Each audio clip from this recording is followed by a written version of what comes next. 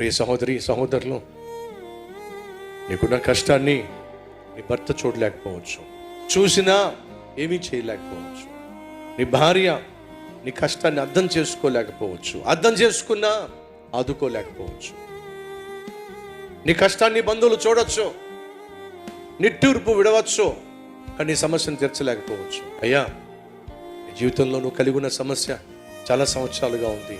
నీకంటూ ఒక ఆశ ఏంటంటే, నా దేవుడు నన్ను కనికరించకుండా పోతాడా, నా దేవుడు నన్ను స్వస్థపరచకుండా పోతాడా, నా దేవుడు నన్ను బాగు చేయకుండా వెళ్తాడా, నా దేవుడు నా కుటుంబం కట్టకుండా ఉంటాడా, ఏదో ఒక రోజు అద్భుతం చేస్తాడు అనే విశ్వాసంతో నువ్వు వస్తున్నావు. కానీ నువ్వు అనుకున్నట్టుగా నీ జీవితంలో జరగడం లేదు. నిరుత్సాహం వస్తుంది, నిస్పృహ నిన్ను ఆవరిస్తూ ఉంది,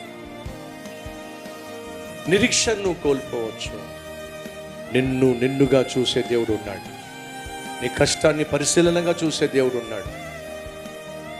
ఆయన ఖచ్చితంగా నీ జీవితంలో ఆశ్చర్యకార్యం చేయగలడు. దేవుడు తన నామాన్ని మహిమపరుచుకోవడానికి, మరింతగా మహిమపరుచుకోవడానికి కొన్ని సందర్భాల్లో దేవుడు కొంత సమయాన్ని తీసుకుంటాడు. ఒకవేళ దేవుడు నీ జీవితంలో ఇవ్వాల్సిన జవాబు ఆలస్యం చేస్తుంటే, తన నామాన్ని మరింతగా గణపరుచుకోవడానికే ఆయన ఆలస్యం చేస్తున్నాడు. నిన్న నీ జీవితంలో అద్భుతం జరగలేదని ఇవాళ జరగదు అనుకోకండి.